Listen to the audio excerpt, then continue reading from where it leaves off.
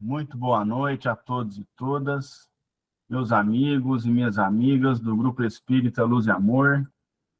Mais uma segunda-feira nos reunimos para o estudo do livro A Gênese, os milagres e as predições segundo o Espiritismo.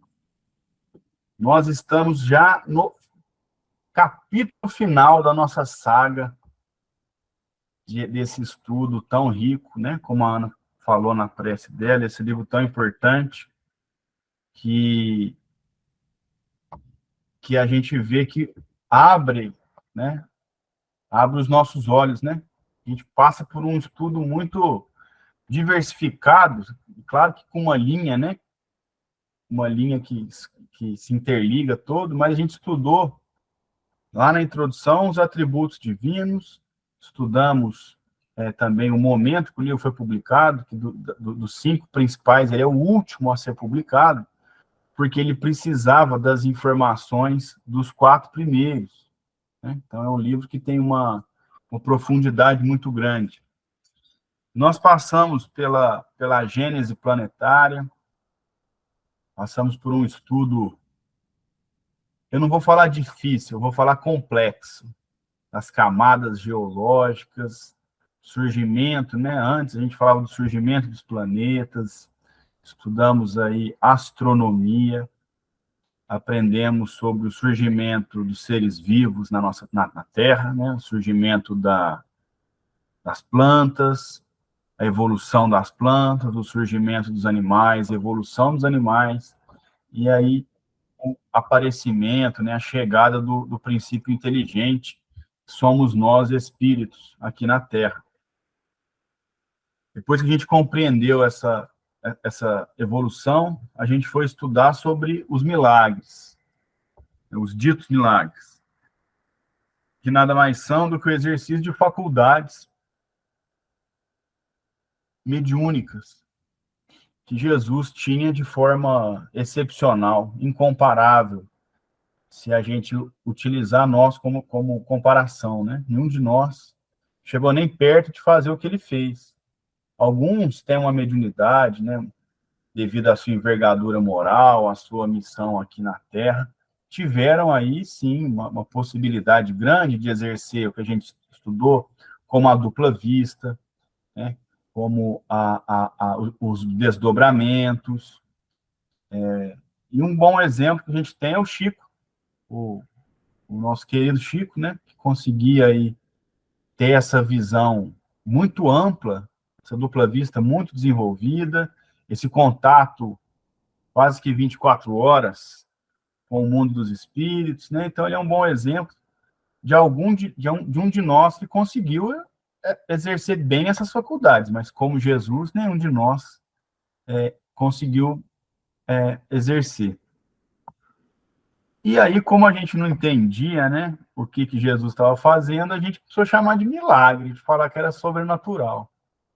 E aí, o Espiritismo vem nos ensinar que o que Jesus fez é totalmente natural. Só que, como eu disse, são faculdades que ele utilizou de forma excepcional para nós. Então, aos olhos nus, aos olhos ignorantes, realmente parece um milagre. Mas quando a gente aprofunda o estudo, a gente entende o que aconteceu. E também a ciência, quando ela se desenvolver mais, também vai ter capacidade de entender essas faculdades que ele utilizou. Depois que a gente terminou de estudar os chamados milagres, nós entramos na última parte, que é onde nós estamos, que é sobre as predições. Né? As predições, que é aquela antevista, né? aquela visão do que está por vir. E Kardec utiliza bem aquela comparação do homem na montanha, que ele tem uma visão muito ampla, consegue ver o caminho todo, uma visão muito diferente daquele que está andando, que está trilhando seu caminho. Né? Então, ele tem uma visão muito restrita. E é a nossa visão. A nossa visão é muito restrita. Né? A gente fala assim, ó, há 30 anos atrás, não, mas faz tempo demais, mas para um espírito, ele está com uma visão, né? dessas várias e várias encarnações, 30 anos, ó, não é nem um piscar de olhos, né? Então, a nossa visão aqui é muito restrita, mas a visão de um espírito, principalmente se for um espírito desenvolvido, é muito mais ampla. Então, ele consegue alcançar essas predições, seja pelo conhecimento técnico, né, ele está vendo para onde que nós estamos caminhando, seja pela visão das telas mentais que nós estudamos aqui. E aprendemos uma diferenciação básica, muito importante, que nós não podemos esquecer, é que as predições, a única predição que é inevitável é a predição divina, porque a predição divina, ela está ocorrendo de acordo com leis naturais, que é o meio pelo qual Deus age, né? Diferente da predição de um espírito, né? Que fala, olha, a Verinha vai tomar um café com a Marlene amanhã. Mas aí uma lembra que a outra, nossa, eu não podia ter marcado, porque eu já marquei com a Ana. Aí desmarca e tal. Então, tem um livre-arbítrio no meio do caminho. Então, a predição feita por espíritos, ela pode não ocorrer, ou pode ocorrer num outro momento, por causa do livre-arbítrio. Predição divina é a predição que não tem conversa, ela vai acontecer. E uma das predições mais importantes é a que nós estamos falando, que os tempos são chegados, ou são chegados os tempos, que está falando justamente sobre esse processo de evolução, de transição da Terra, de um mundo de provas e expiações para um mundo de regeneração. Então, é nessa parte que nós estamos. Nós aprendemos que a predição bíblica ou evangélica, ela é uma forma alegórica, ela é apresentada de forma alegórica, porque é dito lá que aconteceriam fenômenos, o dia, acho que ia virar noite, né, ia acabar a luz, teriam trombetas e tal, e a gente aprendeu que isso é uma forma alegórica. Uma forma alegórica de dizer que nós vamos passar por uma transformação muito grande. Transformação que nós já passamos também em outros momentos, quando a gente deixou de ser um mundo primitivo para ser um mundo de provas e expiações. E agora a gente está num outro salto de crescimento, que é a gente deixar de ser um mundo de provas e expiações para um mundo de regeneração. E como é que isso vai se dar? Isso vai se dar através do movimento que a gente já conhece muito bem, que é o movimento que a gente faz, que a gente passa na Terra, a gente desencarna, que é a chamada erraticidade. A gente morre, fica um período no plano espiritual, volta um pouquinho melhor, e quando a gente vai voltando um pouquinho melhor, nós vamos dando uma cara nova ao mundo, uma cara nova à sociedade. E é isso que vai acontecendo. E junto a isso, ainda tem espíritos migrantes, né, que junto com esses espíritos que voltam melhor para a Terra, fazem parte de uma geração nova. E aí a geração que quer trazer o progresso vai coabitar com gerações que querem manter o mundo do jeito que está. E aí a gente vai ter grandes embates. E esses embates, como ensinado aqui pelos espíritos, será através do embate de ideias, né? Então é nesse caminho que nós estamos. E agora nós vamos entrar na parte que vai falar da geração nova. Eu até acho que a gente chegou a ler o item 27, mas eu vou retomá-lo porque para a gente poder acompanhar o raciocínio. Vou aqui, então, compartilhar minha tela. Então, vai ser, capítulo 18, item 27. Se alguém quiser fazer algum comentário, nós estamos estudando Espiritismo. Então, todo mundo tem direito de fala. Fiquem bastante à vontade. E a Ana já vai exercer o direito dela agora. Fique à vontade, Ana. Ai, Caio. Caio, se você me permitir, eu vou ler aqui. Eu fiz esse estudo há muitos anos para um encontro de evangelizadores sobre as gerações. Quanto tempo dura essas gerações, quais são elas. Só para nós ficarmos mais engajados nessa questão relacionada com a geração, né? Então, vamos lá.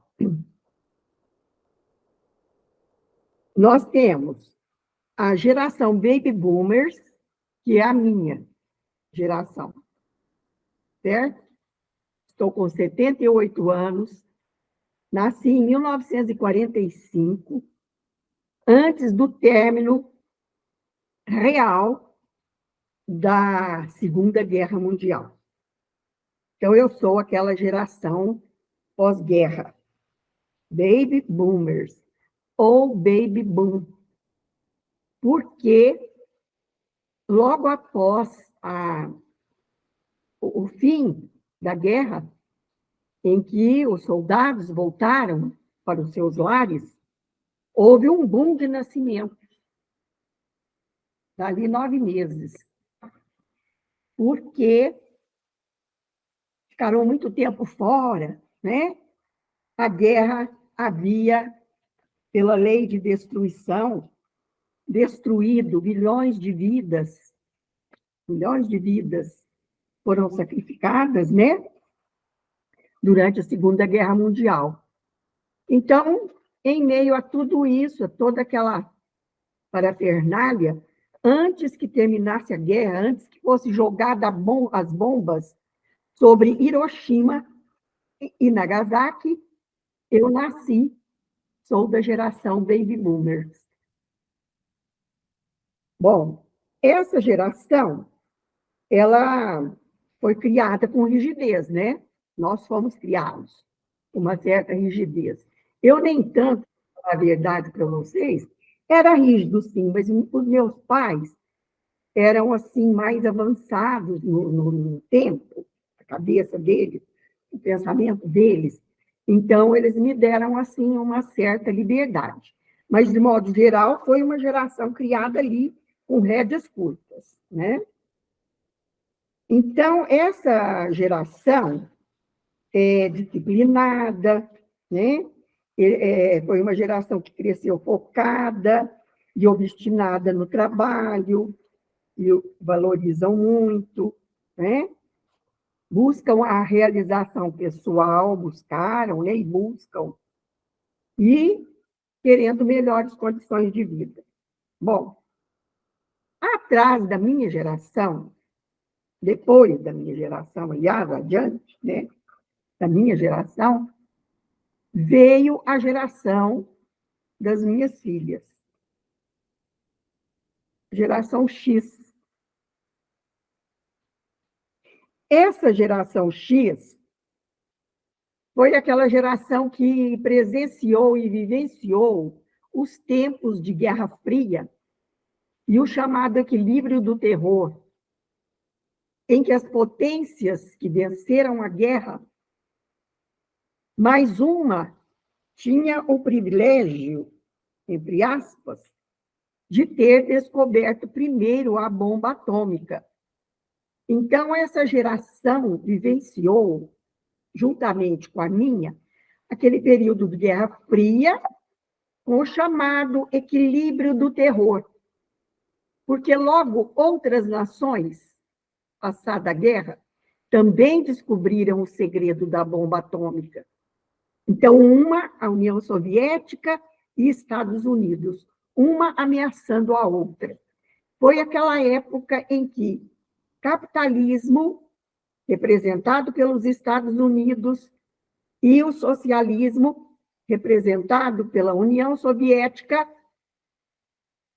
entraram em conflito e estabeleceram essa chamada Guerra Fria, numa geopolítica liderada por essas duas nações.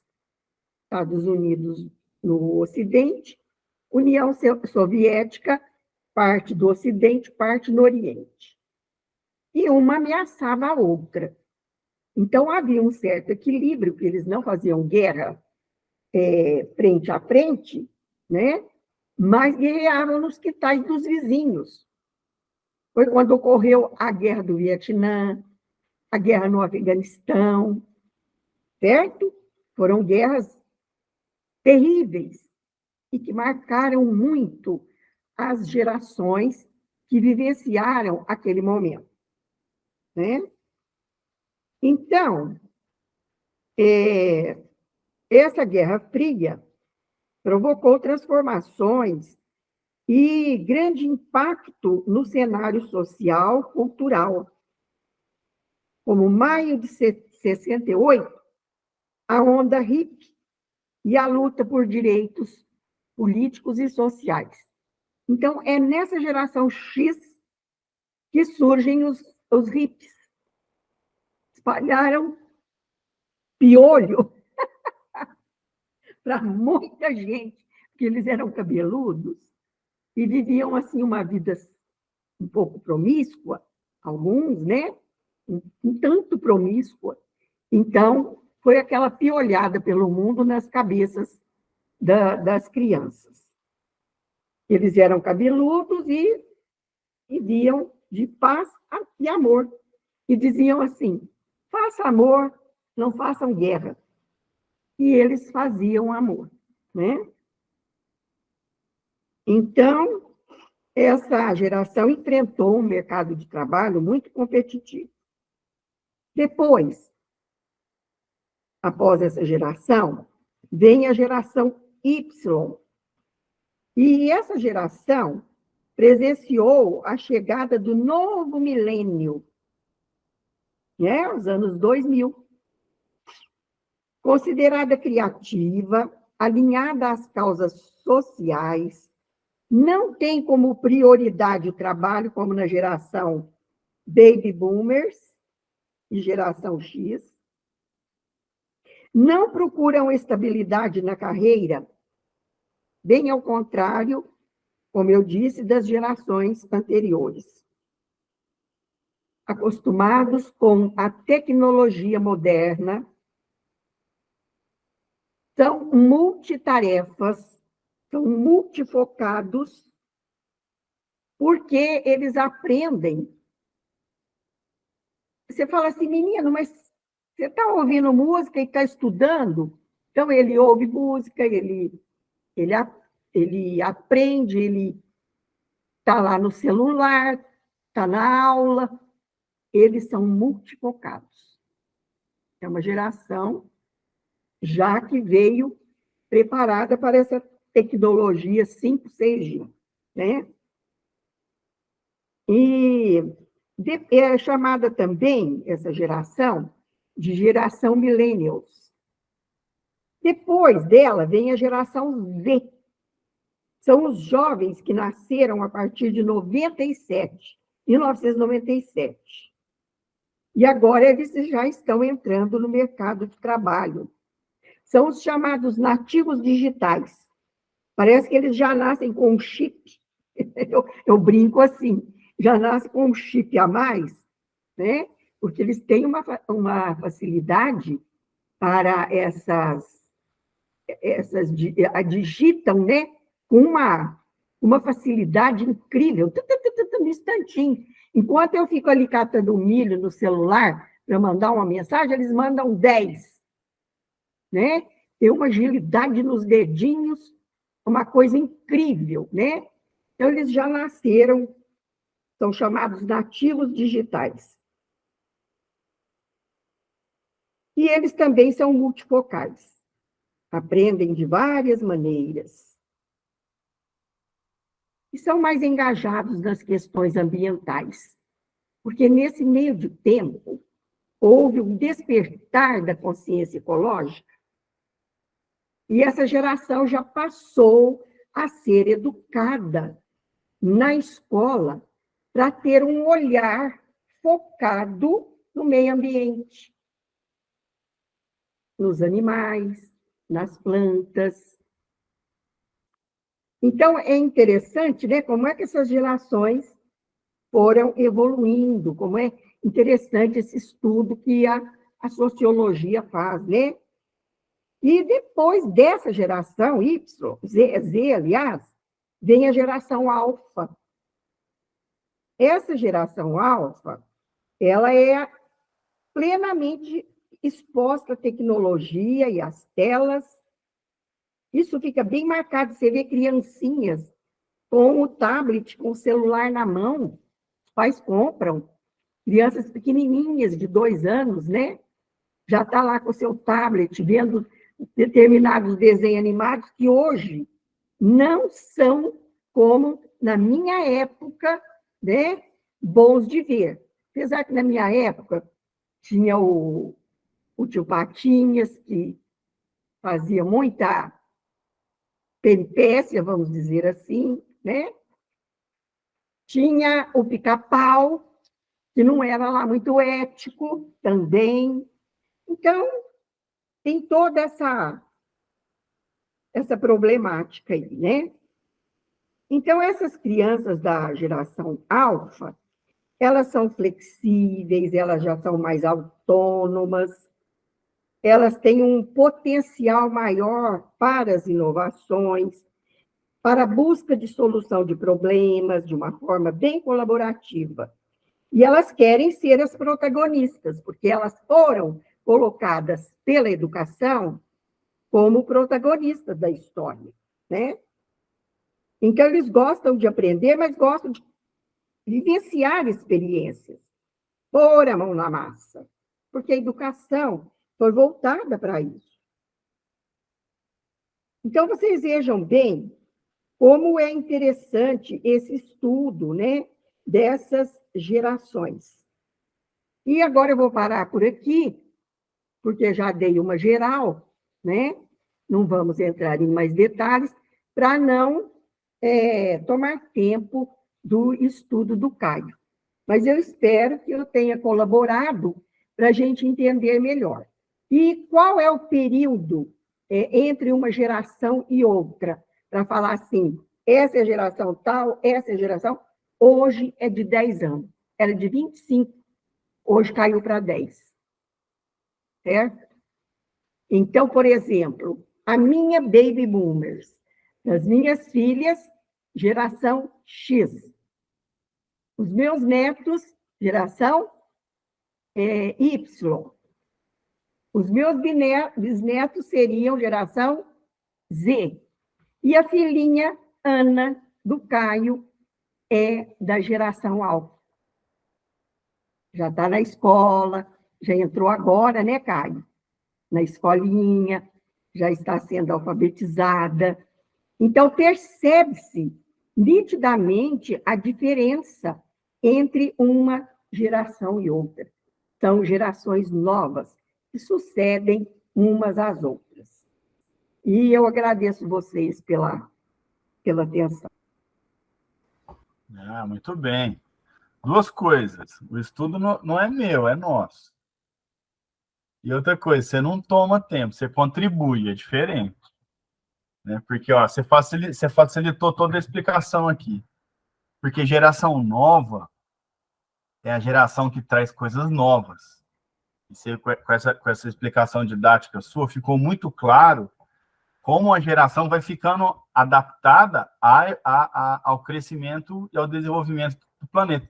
Provavelmente, não sei se é isso mesmo, por que vai ficando cada vez mais um espaço de diferenciação menor? Porque a tecnologia avança muito rápido, né? Então, as gerações, cada vez que a geração nasce um pouquinho para frente, já está muito avançado. E a geração vem trazendo questões diferentes, como você bem apresentou, Ana. Mas a gente não pode esquecer que a maioria já estava aqui, né? Viveu aqui, desencarnou e voltou turbinado, né?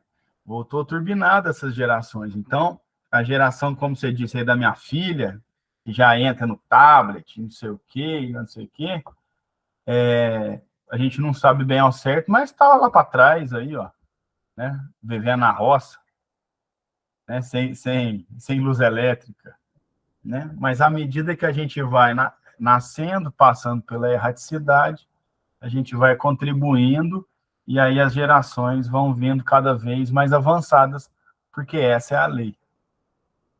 Né? Muito bom, muito obrigado. Bom, então no item 27, vai falar nessa linha que a Ana trouxe para nós, para começar o estudo. Ó. Para que na terra sejam felizes os homens, preciso é que somente a povoem espíritos bons, encarnados e desencarnados, que somente somente ao bem se dediquem. Essa transição de gerações, como a Ana apresentou, o que vai acontecendo? A gente vive, passa por uma experiência, melhora um pouquinho, sobe, melhora mais um pouquinho e volta. O giro é esse. E aí, com o tempo, a gente vai se lapidando, a reforma íntima vai acontecendo, pelo amor ou pela dor, mas a gente vai se melhorando. E para que a Terra um dia seja um planeta com todo mundo feliz, o que a gente precisa? Que os espíritos que povoem a Terra, sejam os encarnados como os desencarnados, tem que ser de espíritos que se dediquem ao bem. E por que encarnado e desencarnado? O espiritismo, em todos os livros, em todas as obras, fala do quê? Do contato total entre encarnados e desencarnados. Então, como estamos todos na mesma psicosfera, estamos todos no mesmo hálito mental, somos nós que construímos o hálito mental da Terra, os encarnados e os desencarnados. Então, para que a gente habite um mundo feliz, necessário é que os que estejam naquele momento encarnados e também aqueles que estejam desencarnados, mas em contato com os encarnados, esses espíritos têm que se dedicar ao bem. Aí tem que convencer todo mundo a se dedicar ao bem, né? É um trabalho difícil. E aí ele continua dizendo o seguinte: havendo chegado o tempo, grande emigração se verifica dos que a habitam, a dos que praticam o mal pelo mal, ainda não tocados pelo sentimento do bem, os quais, já não sendo dignos do planeta transformado, serão excluídos. Isso aqui a gente viu bem, né? Nesse giro das gerações, nesse giro da erraticidade, aquele que não acompanhar a evolução do planeta, eles vão ser excluídos. Ah, é porque Deus está castigando? Não, é porque está seguindo a lei. Você vai estar no local em que você esteja apto. Se você não está apto, não tem problema. Você vai para um lugar que você esteja apto. É isso. E ele continua. Porque senão lhe ocasionariam de novo perturbação e confusão, e constituiriam obstáculo ao progresso. Né? Então é uma questão quase que lógica. Se imagina, pensar no mundo todo é difícil, vamos tentar reduzir. Nosso grupo aqui, nós estamos estudando. Se alguém abrisse o microfone, começasse a falar palavrão, aí você conversa com a pessoa, olha, nós estamos aqui estudando, coração aberto. Ia chegar uma hora que a gente ia fazer o quê? Ó, esse cara aqui não entra mais, não. Ele entrava, a gente não autorizava ele entrar. Porque não estava apto para o que a gente está fazendo. Né? Se ele quer brigar, não tem problema, pode brigar, mas vai caçar a turma que está querendo brigar. Né? É mais ou menos essa lógica. Então, quem não estiver apto a estar no planeta Terra vai sofrer uma emigração, né? Vai para um mundo que esteja no nível em que esse espírito se encontra. Fica à vontade, Ana. Então, esses espíritos recrudescidos, fortalecidos no mal, né? Eles mesmo que se fortalecem e se comprazem, vocês viram lá essa guerra, né? Esse ataque a Israel. Vocês viram as crianças presas em jaulas e eles exibindo aquelas crianças lindas nas jaulas, como se fossem animaizinhos e dando gargalhadas, né? Sequestraram as crianças judias, isso os muçulmanos do Hamas, terroristas. E a rede de pedofilia está vindo à tona, está iniciando o desmantelamento pelo mundo, porque está tudo aflorando, né? Usar crianças para tráfico de órgãos, para exploração sexual. Então, esses vão ser banidos mesmo. Esses são os tais tiranossauros, que eu falei lá na aula que eu dei no Luz e Amor, né? Que agem como tiranos, não só governando países, mas também tiranos dentro do lar. Então, esses vão ser excluídos mesmo. Esses não voltam mais aqui, na terra melhorada, na terra regenerada. E outros mais, né? Se comprazem com crimes, com tráfico de drogas envolvidos, esses vão ser banidos do nosso planeta. Porque não são mansos e nem pacíficos, e nem pacificadores. Exatamente, né? O espírito que tiver endurecido nessa brutalidade, né? Nesse amor à violência, né? Amor, palavra errada que eu usei, né? Esse gosto pela violência e tal, realmente não vai estar apto a estar aqui, né? Então ele vai para um planeta que esteja aí na Idade Média ou talvez antes, né? Onde a violência era algo mais comum. E lá, pela dor, provavelmente vai aprender o quão importante é não ter esse tipo de atitude, né? E aí o que vai acontecer com eles lá? Vai acontecer isso aqui que está no texto, ó. Irão espiar o endurecimento de seus corações, uns em mundos inferiores, outros em raças terrestres ainda atrasadas, equivalentes a mundos daquela ordem, aos quais levarão os conhecimentos que hajam adquirido, tendo por missão fazê-las avançar. Aqui fica aquela ressalva, né, do termo raça, né, mas a gente pode entender como povos, né? Então, o espírito está muito endurecido, né, no coração, ele vai nascer num lugar que está em guerra, num lugar que está muito bruto, mesmo que ele não saia da terra, e lá ele perceber, ele vai espiar esse problema. Por exemplo, a gente pode pegar, talvez como exemplo, uma pessoa que nasça homem aqui no Ocidente e seja um machista bruto, que agrida mulheres e tal, e aí, numa próxima encarnação, ele pode ser que ele nasça num desses países do Oriente, onde as mulheres não têm direitos, né, e sofrem muito, e aí ele vai espiar o que ele praticava, né? E aí é pela dor que o conhecimento vem. À vontade, Ana, pode falar. O Caio e meninas, né? Esse termo raça dá pano para manga, porque nós que estudamos Kardec como um todo, nós sabemos que ele não era racista.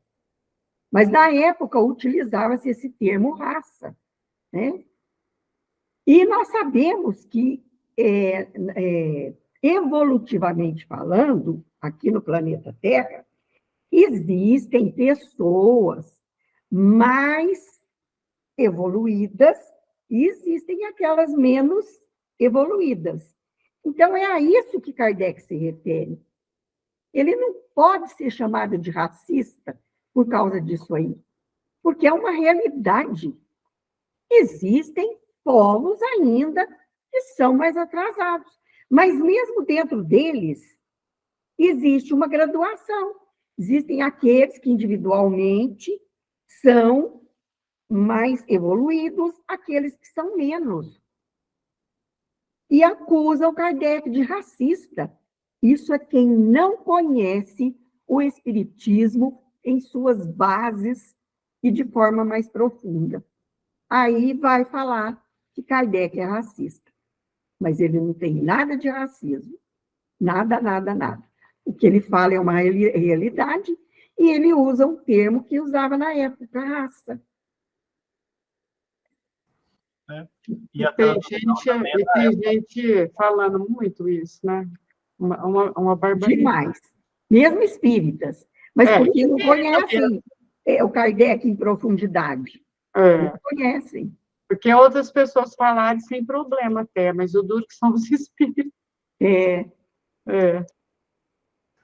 Isso é o termo que Kardec da época, e também as traduções são antigas, né? Então, se a gente fosse traduzir hoje, provavelmente aqui no lugar das raças, usariam povos, né? Ou alguma coisa do tipo, né? E também a doutrina toda falando de igualdade, que cada hora você nasce num corpo, né?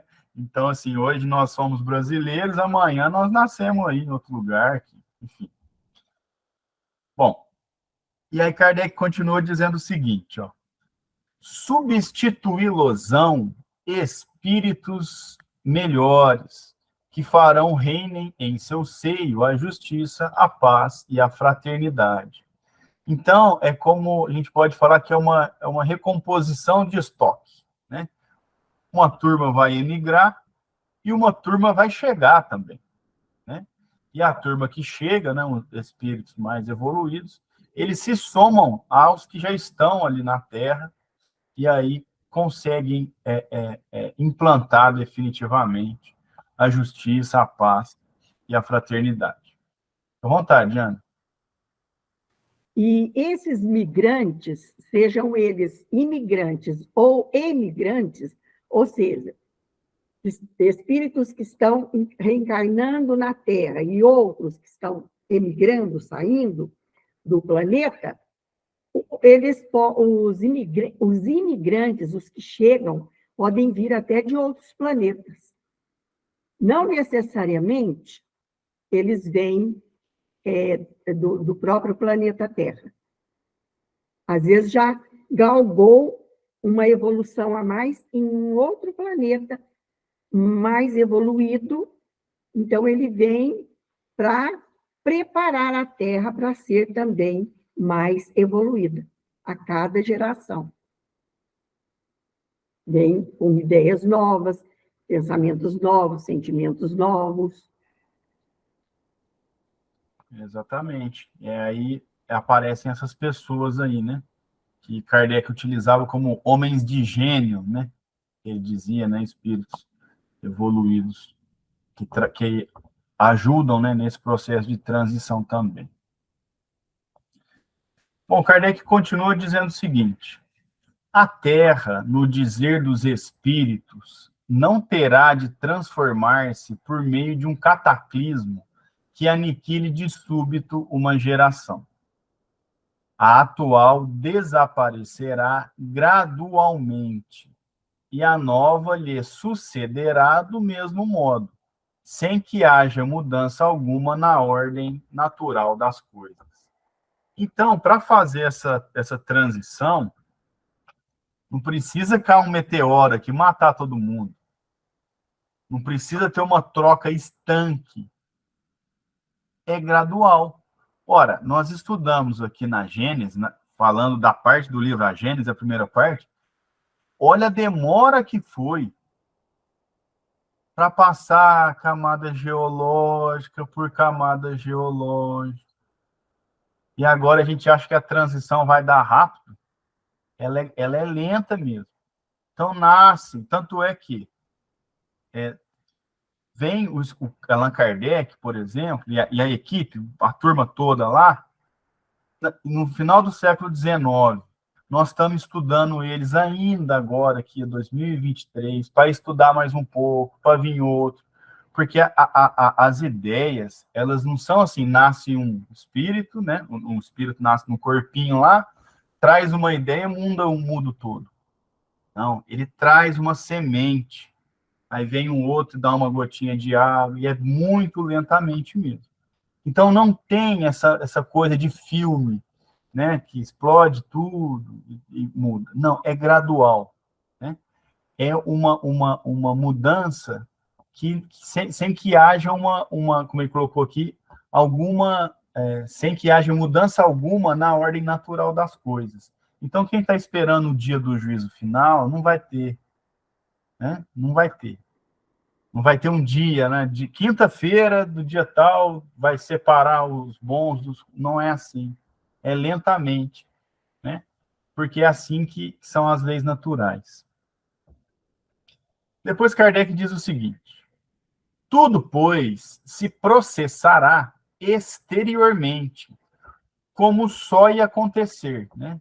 que significa como costuma acontecer, com a única, mas capital diferença de que uma parte dos espíritos que encarnavam na Terra aí não mais tornarão a encarnar. Em cada criança que nascer, em vez de um espírito atrasado e inclinado ao mal, que antes nele encarnaria, virá um espírito mais adiantado e propenso ao bem. Então a mudança é assim, vai nascendo aos pouquinhos, né? E aí, apesar de talvez ser filho, né, de pessoas brutas ainda, a criança já não vai assimilando aquela brutalidade tão a fundo, né? Um pouco, a criança sempre assimila alguma coisa dos pais, mas ela vai ser um espírito mais forte que não está propenso àquele mal, né? E aí ele diz: muito menos, pois, se trata de uma geração corpórea, corpórea de corpo, do que de uma nova geração de espíritos. Sem dúvida, nesse sentido, é que Jesus entendia as coisas quando declarava: digo-vos em verdade que esta geração não passará sem que estes fatos tenham ocorrido, né? Então, o corpo do ser humano vai ser o mesmo, não vai ter uma transformação, né? Vai ter uma geração nova, vai ter um corpo diferente, com predisposições orgânicas diferentes. Não, ela está ligada ao espírito encarnante, né? Depois ele conclui: assim, decepcionados ficarão os que contem ver a transformação operar-se por efeitos sobrenaturais e maravilhosos. Foi o que eu disse, né? Não adianta comprar ingresso porque não vai ter aí o show do fim do mundo, que vai explodir, que vai apagar o sol. Não. Vão ficar decepcionados porque a mudança ela é lenta e ela é através da encarnação de espíritos mais evoluídos. Muito bem. Item 28. A época atual é de transição. Olha lá, hein? O livro foi escrito no século XIX, no final do século XIX, né? 1860 e poucos. Então, é desde lá a transição.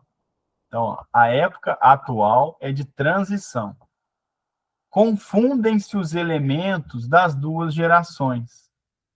Colocados no ponto intermédio, assistimos à partida de uma e à chegada da outra, já se assinalando cada uma no mundo pelos caracteres que lhes são peculiares. Então, essa transformação vem desde aquela época. Vejam quão lento é, né? E a gente começa a ver, então, muitos embates de ideias. Por quê? Porque desde aquela época em que teve lá, especialmente na Europa, o iluminismo, as ideias libertadoras, né? O amor ao debate, o debate era muito intenso, né? Antes não, antes era muito bruto, era imposição, né? A gente reinava as monarquias, aí o que o rei falou tá falado, né? Não concordou, arranca a cabeça e bola para frente. Agora não, nós estamos aqui, ó, cheio de debate, de livros, e as doutrinas que não têm campo de atuação vão ficando para trás aos poucos. As doutrinas que vão permanecendo, né, nas faculdades, nas ciências, na questão moral, são as doutrinas que vão ganhando campo, porque elas têm fundamento, né?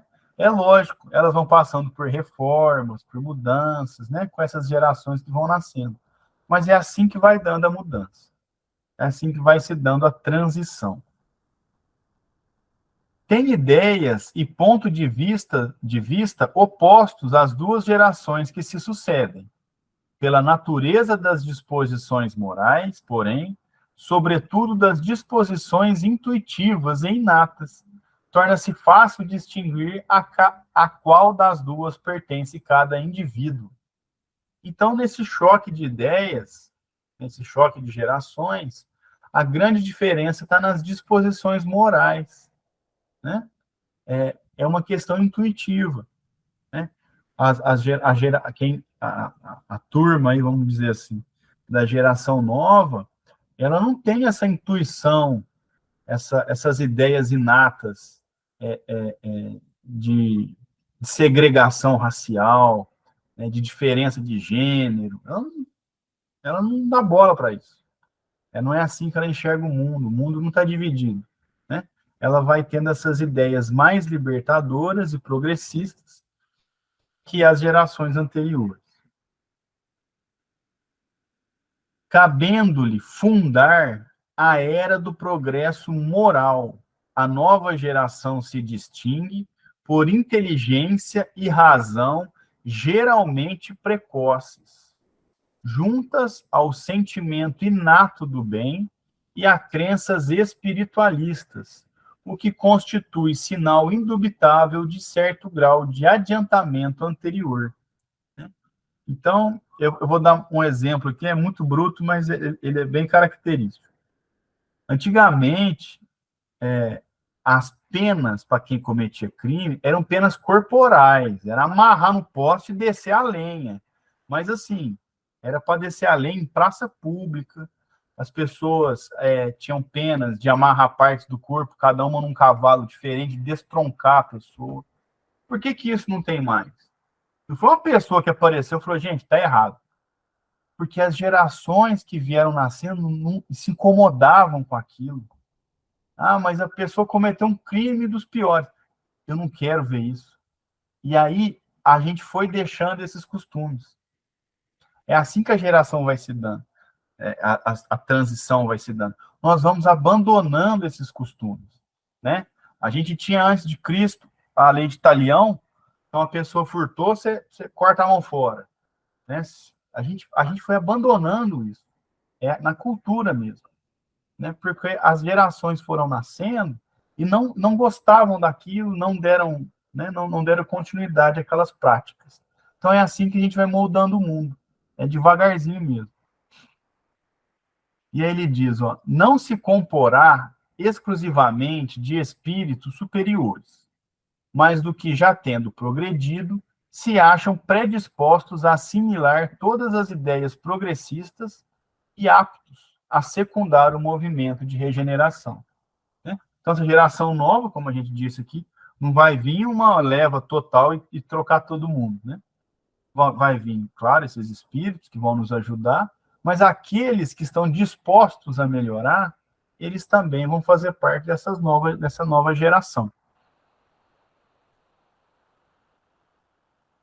Bom, depois ele diz o seguinte: ao que, ao contrário, distingue os espíritos atrasados em primeiro lugar, a revolta contra Deus, pelos se negarem a reconhecer qualquer poder superior aos poderes humanos, né? Então, essas pessoas também, esses espíritos que têm essa ideia, e aí a gente tem que fazer uma ressalva, né? A gente não está falando assim, todo mundo que é ateu faz parte da geração atrasada. Não, não é isso, não. Ele está falando aqui de pessoas revoltadas contra Deus e que se negam a reconhecer poder superior aos poderes humanos. Tem muitas pessoas que, dentro da liberdade delas, não acreditam em Deus, mas acreditam, por exemplo, na força da natureza. Então, é uma questão mais de nomenclatura do que de ideia, né? A pessoa entender que existe uma força da natureza superior à humana. O problema é o humano que acha que ele está no topo, que ele pode definir o futuro da natureza, do meio ambiente, né? E que tem esse tipo de propensão. Depois ele continua.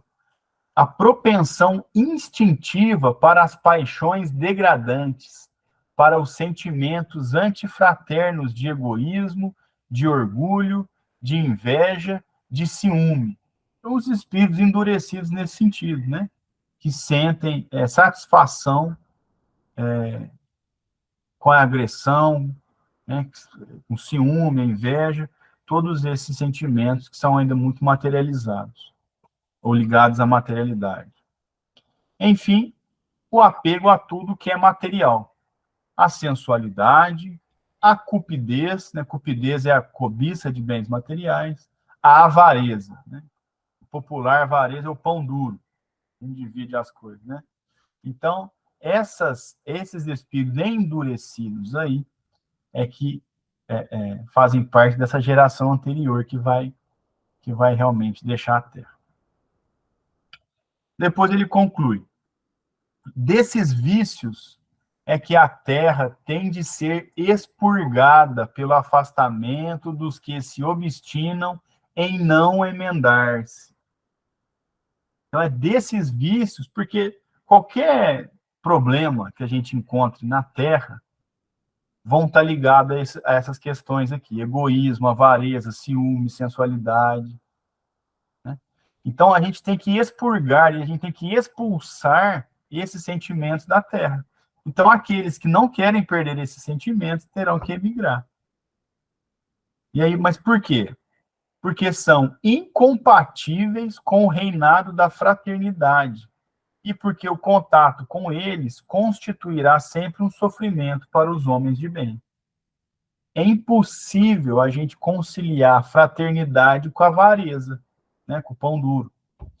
É impossível o abuso da sensualidade com a fraternidade. É impossível o egoísmo com a fraternidade. Então, o que está fora da fraternidade tem que ser expulso da Terra. E aqueles que são adeptos que não querem se emendar nessas questões, elas também atrapalham aqueles que querem trabalhar. Por isso que eles vão deixar aqui o nosso planeta. E para concluir, quando a Terra se achar livre deles, os homens caminharão sem óbices para o futuro melhor que lhe está reservado, mesmo neste mundo, por prêmio de seus esforços e de sua perseverança, enquanto esperem que uma depuração mais completa lhes abra o acesso aos mundos superiores. Quando a gente faz o estudo do Livro dos Espíritos, a gente fala do mundo de regeneração. O mundo de regeneração não é um mundo feliz. O mundo ditoso é outra coisa, é um mundo superior. O que é o mundo de regeneração? É um mundo que ainda existe o mal, mas ele não prepondera, ele não é a maioria. Então fica mais fácil de trabalhar. Vou dar um exemplo. Olha o esforço que é para a gente conseguir ajudar as pessoas que estão em situação de rua. Seja para juntar, seja para lidar com os preconceitos. Tem pessoa que acha ruim que ajuda eles. Então, é difícil trabalhar. Isso em outras áreas também. Né? Quando as pessoas que estão ligadas a esses sentimentos deixarem a Terra, o mal ainda vai existir, porque nós ainda temos ele em nós. Mas ele vai ser minoria, então a gente consegue trabalhar melhor. Uma vez eu fiz um estudo sobre isso, aí eu brinquei que o mundo de regeneração é a hora de dar braçada larga, entendeu? Nós já fizemos um aquecimento e pulamos na piscina gelada. Nós estamos na piscina gelada. O mundo de regeneração, a gente tem espaço para a gente conseguir evoluir de uma forma mais livre, porque o mal, ele não vai ser a maioria dos sentimentos ali. Então a gente consegue dar a braçada longa para que a gente consiga, como ele colocou aqui, uma depuração mais completa para a gente ter acesso a mundos superiores, que aí são os mundos felizes, né? Então, é isso aí. A gente vai ter que passar por essa depuração para chegar no mundo de regeneração, mas ninguém vai achar que a gente vai deitar em rede branca e, pô, agora estamos na regeneração, estamos de boas. Não. Vamos continuar trabalhando, porque é um momento bastante oportuno para a gente dar uma abraçada mais larga na nossa reforma íntima, que ela vai continuar. Nós não vamos chegar lá chique bala, não. A gente tem que depurar muitos sentimentos ainda. Mas vamos estar num planeta que vai nos dar mais opções para isso, já que a gente não tem tanta prova e tanta expiação como no nosso mundo atual. Muito bem.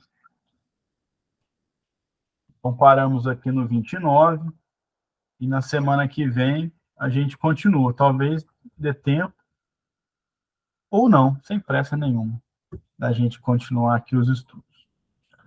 Alguém gostaria de fazer um comentário antes da gente encerrar? Pode ficar à vontade.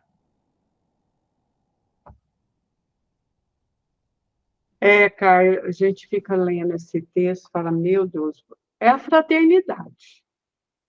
O dia que houver a fraternidade verdadeira em todos. Aí pronto. Mas está difícil, hein, minha gente? Mas, ou seja, às vezes é porque está acontecendo tanto escândalo que agora vai, né?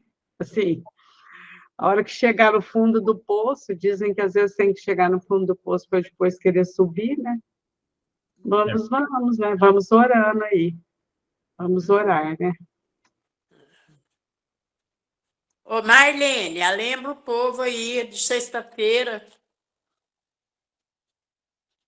Ó, a dona Honória está pedindo para eu lembrar, e é verdade. Sexta-feira, no Luz e Amor, às 20 horas, nós teremos uma palestra, essa é da USE, né? A USE que convida os oradores.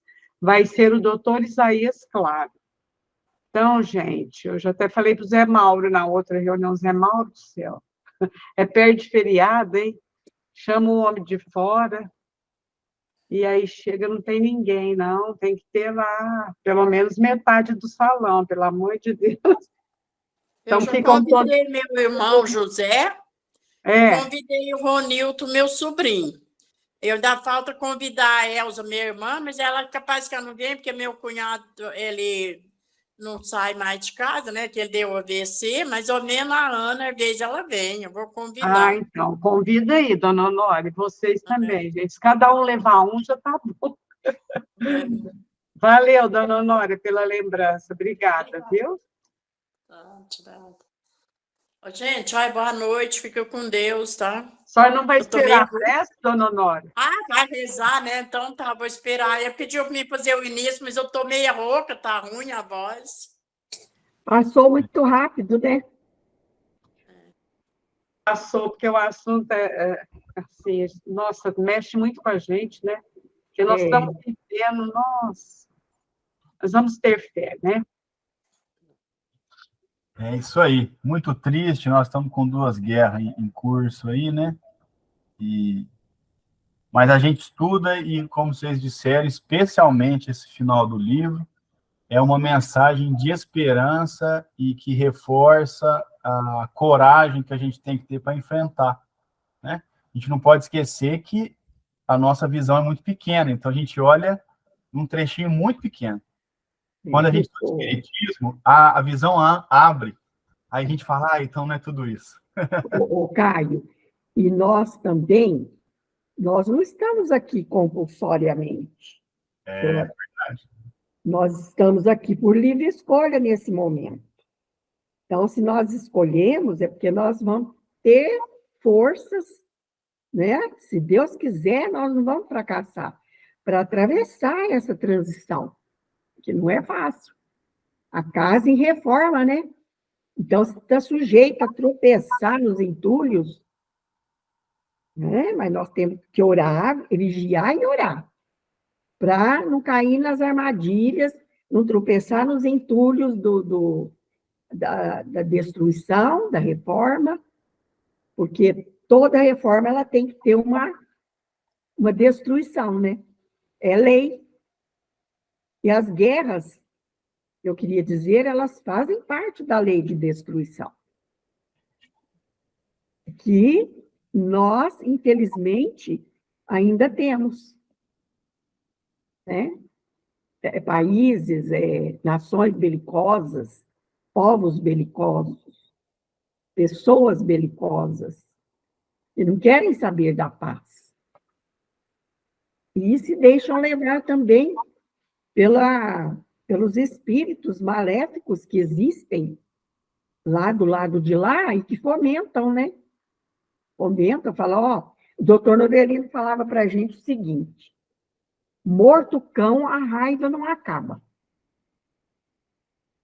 E era de uma sabedoria, porque ele falava assim, olha, essas pessoas são condenadas à morte, são barbaramente assassinadas. Esses espíritos chegam de lá e têm sede de vingança. E o doutor falava, e eles querem sangue. Eles querem sangue. Então, eles instigam. Do lado de lá existem, como é que eu vou falar? Tem assembleias desses espíritos Quem leu o Rumo à Transição Planetária, lá fala das organizações criminosas que existem do lado de lá, de espíritos que são sedentos de sangue e que não são nada pacificadores. Pelo contrário, são instigadores dessas guerras, dessas matanças, desses genocídios.